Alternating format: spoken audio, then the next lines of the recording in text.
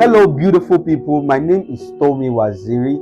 I'm an inspirational speaker. I'm also a content creator, a YouTuber, TikToker. I name it, I'm very conversant with social media. I'm also an entrepreneur. I'm a mental health counselor and also an ambassador of love and kindness. And why is this? Because growing up, I've always, I'm always concerned about everyone around me, and I call it love and kindness. So this shaped my values growing up, respecting humanity, everyone around me. And I think what actually, made this a part of my life was because I was raised by a single mom. So coming from a family where, we had everything. And when we were being raised by mom, things went south, and we became broke, and I understood what it meant not to have. Sometimes it's one square meal and all of that. So it shaped my values to, when they say things like, when you don't know the value of what you have until you lose it. So those are the things that shaped my values growing up. So I was always all about humanity. Then I lost my sight 4 years ago, and this was 2019. I was actually a business person back then. I was always, I'm very passionate about business. 4 years ago, I lost my sight as a result of an armed robbery attack. But before then, I started my business. I wanted to start a repair shop where I repair gadgets like iPhone, MacBooks, laptops, and what have you. I've always loved gadgets. And I decided to start driving just to save up money as an Uber driver, e-hailing driver. So to save up money to set up my business, I worked in Computer Village for a year or two. Yes, about 2 years. I was actually under my boss back then, who is actually in Canada now, Mr. Larry. Such an amazing man, And I learned how to be street smart as a body picking, and all of that. I learned how to do business, in the best way I can. So I wanted to set up, my own thing and start up my own business.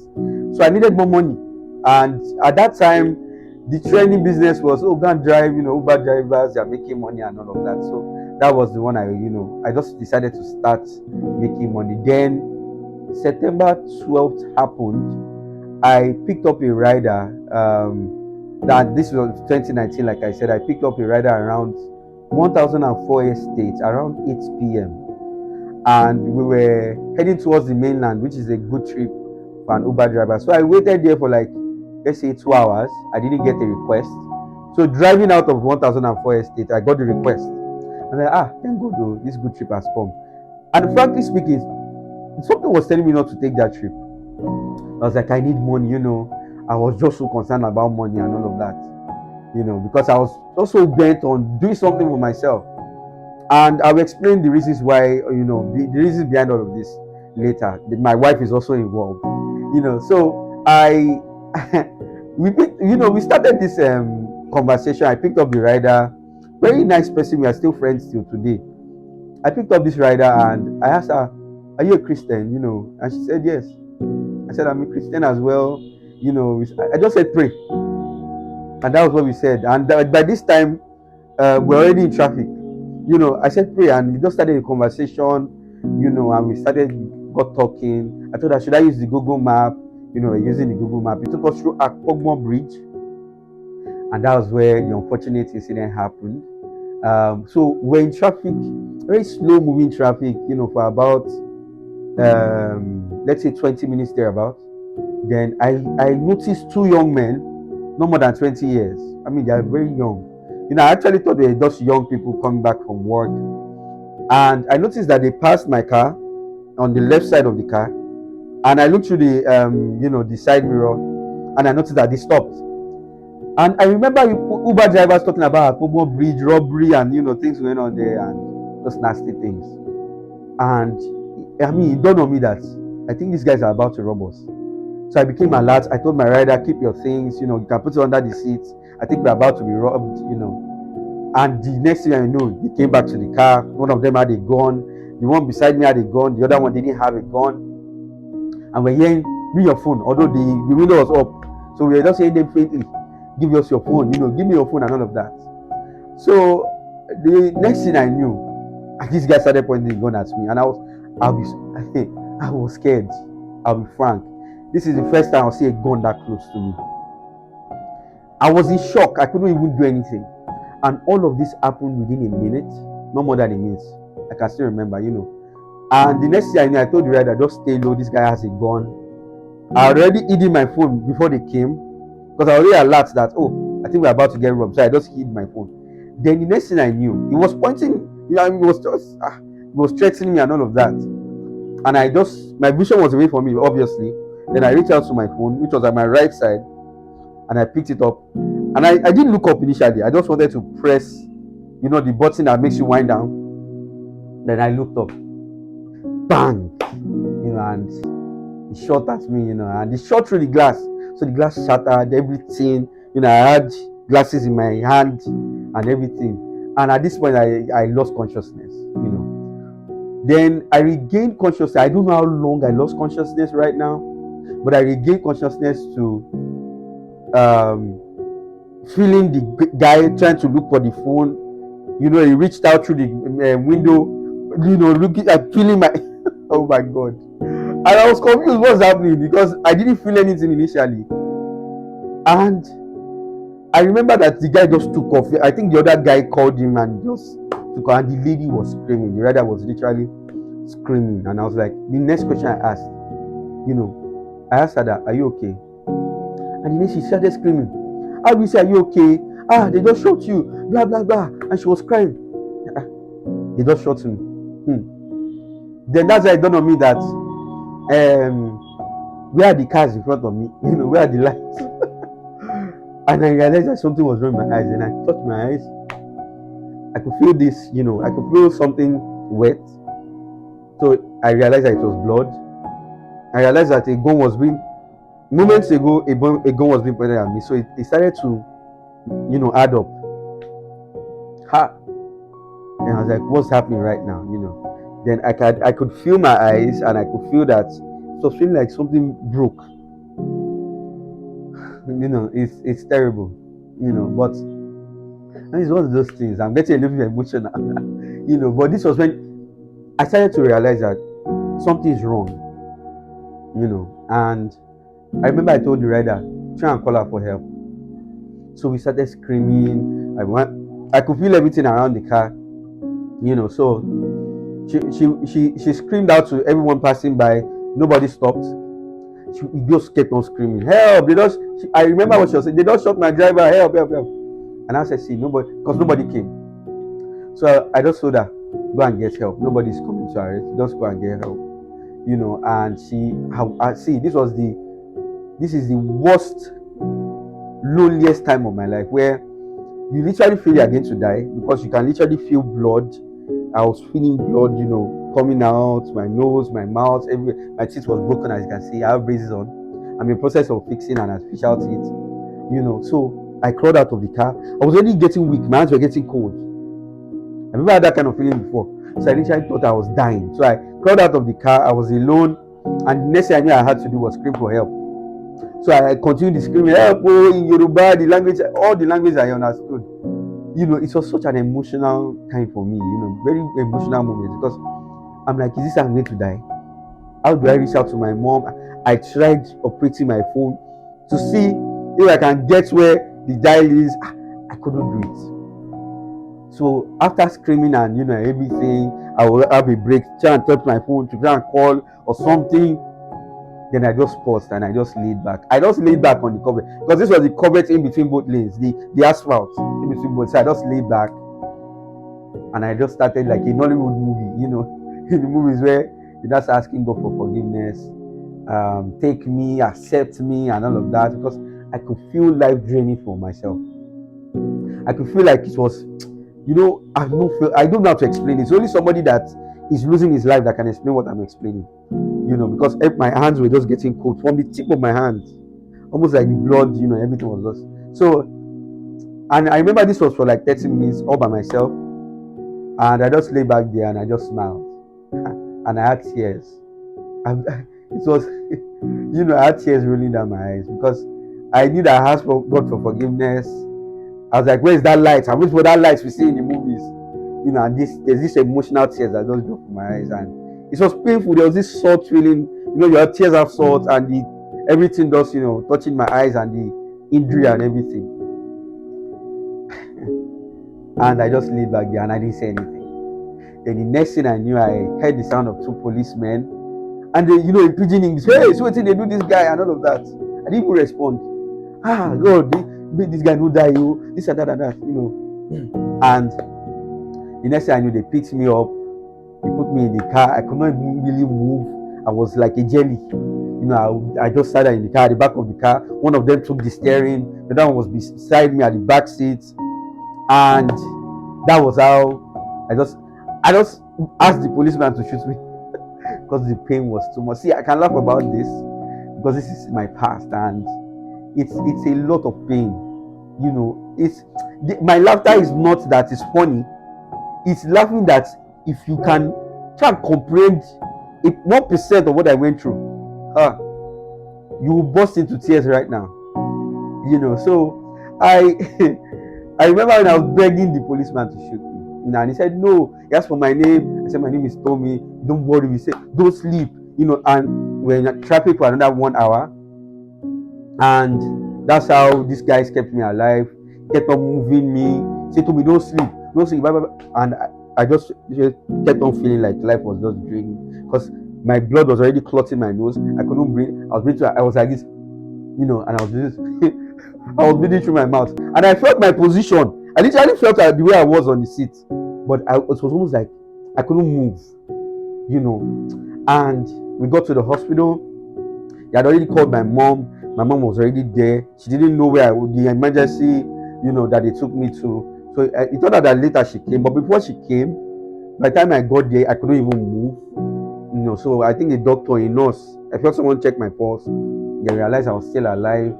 Started the first aid. They injected me with something. I don't know what it was, but I think I started to feel a little bit of energy. I don't know if it's morphine or this thing they're using, because I love war movies. There's this thing they call, this thing that soldiers, inject. So I thought, because it was a military hospital, that was what just came to my mind, Then I heard my mom's voice.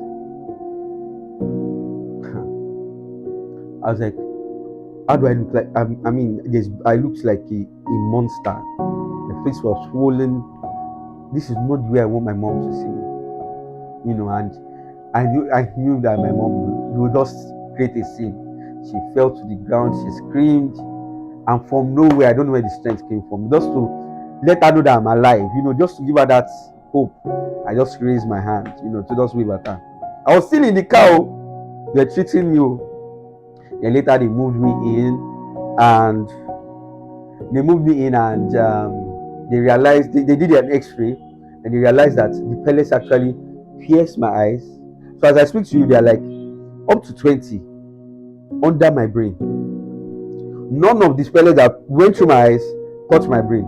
Neither did it touch my spine. In fact, there's 2 of them very close to my spine. So the doctor was like, madam, the God way they serve, continue to serve this God, See these 2 pellets, if they are touch your son's spine, you'll be blind and you'll be, vegetable, paralyzed. I was hearing that too. And my mom was saying, thank God, blah, blah, blah, blah. Will you see again? And that was the question that was, clouding my head. Will the doctors do something for me to see again? I cannot see at all. Everywhere was dark. Even till now, the same way I was seeing, And I just felt like the doctors will do something. So they realized that there were pellets, even on my nose here, there's one here, I can feel it. There's one lodged in my bone here. The first was massive. That it's lodged inside my bone, I can feel it here. There's one here, underneath my nose here, I can feel it here. So, it made me understand what went through my eyes from these things I'm feeling here. So, I started to comprehend I'm a science student, the damage that this could cause. I know, okay, in your camera, there's something that connects the lens to the memory and everything. The same thing with the eyes. I remember when we were doing biology, there's this thing called optic nerves. Nobody needed to tell me that, but I knew that there was that thing. And there was this question that, will it damage that thing? If it damages, it means that there's no hope, Then we got to the hospital the next day. That's Lasut, Lagos City, because we were recommended from military hospital at Yaba to Lasut. Now, to cut the long story short, that was where I got the shocking news of my life. because I thought that they would do something and all of that. I noticed that doctors would come, open up my eyes, point torchlights. Then I just grabbed one of the doctors. It's not funny. And I asked the doctor and I said, "What's going on? Tell me." Because there was this feedback they were giving that something is wrong. When the hope was lost, the kind of feedback you get from somebody when all hope is lost. And I just asked him, "Just tell me what's going on." And he went to meet my mom, because it's like they had already told my mom. They asked my mom if they should tell me. He told me that. I remember this was the exact words of the doctor, and I quote him. He said, "Tomi, I'm sorry. You might not be able to see again." And everything went blank. I just sunk into myself immediately. Then the next thing I said, I can remember, "So why am I alive?" Then the doctor started motivational speech. Tomi, don't say that. I didn't listen. Anybody who had right now listening to me, who have lost a limb, who have lost, maybe your both legs, you will understand what I'm saying right now. Or somebody who has maybe an ailment, cancer, you would understand. He tell you are not going to be able to see again. After 27 years, the prime of my life, for God's sake, you tell me I cannot see again. Is my depression justified? I won't call it depression, I'll call it extreme depression. Anybody will feel that way. And I just sunk into I was drowning in depression. There was a time in the hospital I was asking the doctor to just inject me with something poisonous. I was literally dictating for the doctor.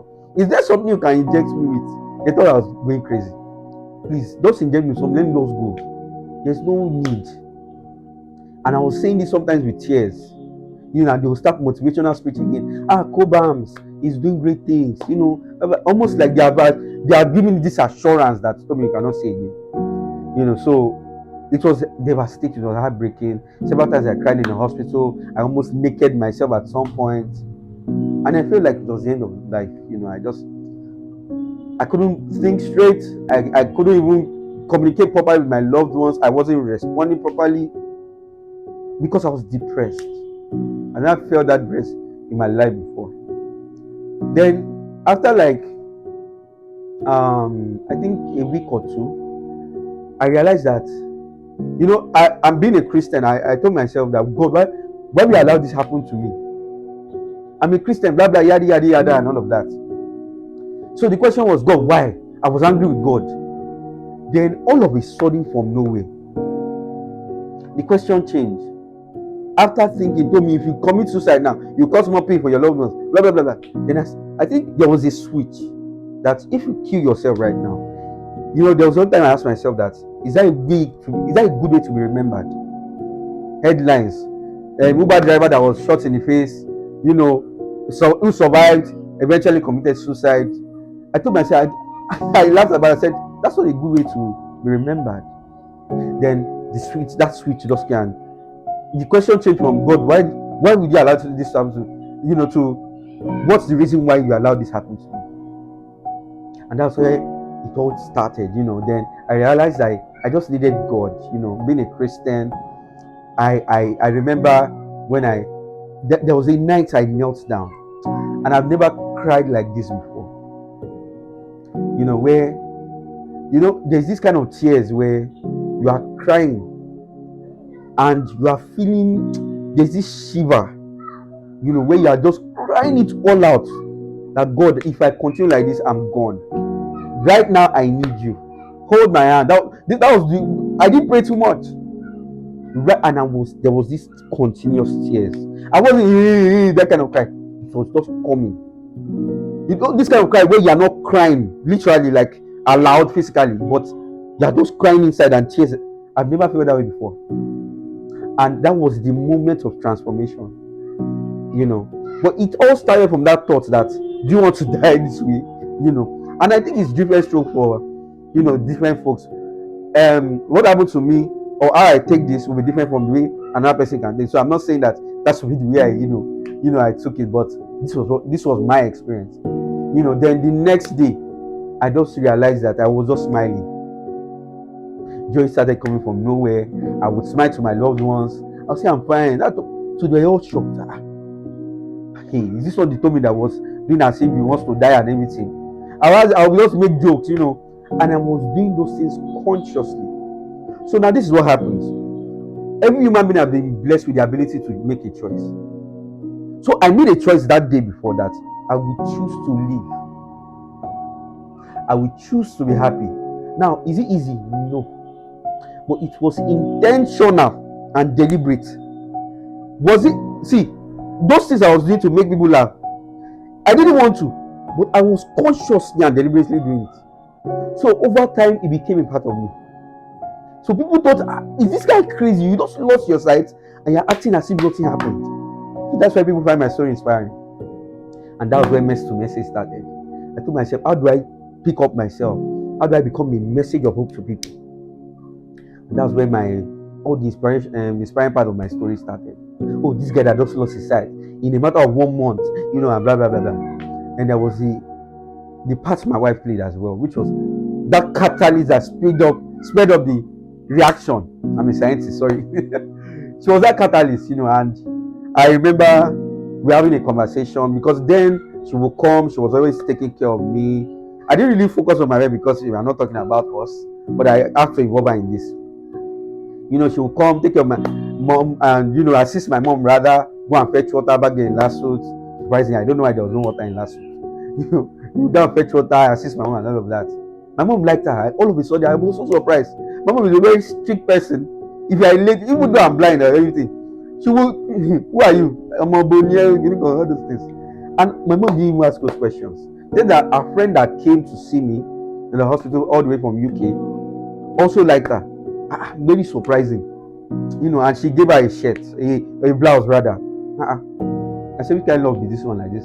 So that's how we're having a conversation, myself and my wife, and we're talking about do we get married? And hey, so which kind of conversation this lady wants to start with that? I mean, like this rather. And that's how she just said, I wanted to avoid that conversation, and said, Tomi, let's get married. I kid you not. I quote myself, I said, are you blind? Can't you see I'm blind? And I said it jokingly. I said, this. See my eyes now. You want marry blind person? I don't even have much. I don't have enough. I was just with I can remember around 40,000 naira in my account. And you're telling me, someone that is still in bed, that we should get married. Where are you from? Are you an alien? This was my thought. I said, I quote her. She said, I'm not saying I want to marry because you're blind. I'm marrying because of the man I see inside you. So my wife also played a huge role because that made me happy. Like, I felt like there was something in me that needed to come out. It gave me more this inspiration to be that hope to other people. Like, my wife can see something in me aside from being a blind person. It means there's something inside me. And that was something else that, just boosted I started speaking. It was during COVID. After 2019, I spoke virtually, not just Nigerian audience. Even people in America heard my story. I remember how I knew that God had the reason why this happened was because I remember when a white man, an American, after speaking in one of those virtual events, and he reached out to me and he said, Tomi, thank you so much for sharing your story. And he said he's crying. He said, if you didn't share your story, I was about to commit suicide. And that made sense to me that God made this happen to me because He wants me to be an inspiration to people. And the rest is history. And right now, you see me, I'm an inspirational speaker and everything in between. And I'm so happy that I'm leaving a legacy behind where I know I'll be remembered as a young man who became blind at 27 and didn't tell himself that disability would define for him, but look at disability in the face and said, I will pick up that ability in disability. So you might just be a person right now who's going through similar experience that I'm going through right now. I'm not telling you to do what I did, but I ask you this question. Wouldn't you rather be happy? Don't you love yourself enough to be happy? That is the question I'm going to ask you. And obviously, that was the response I gave myself. I said, I would rather be happy for me. I forgave the young man that did this to me. Was it easy? No. I did it for me. It was hurting me. It was dragging me back to the depression. But that was one of the things I had to do, which is another story entirely.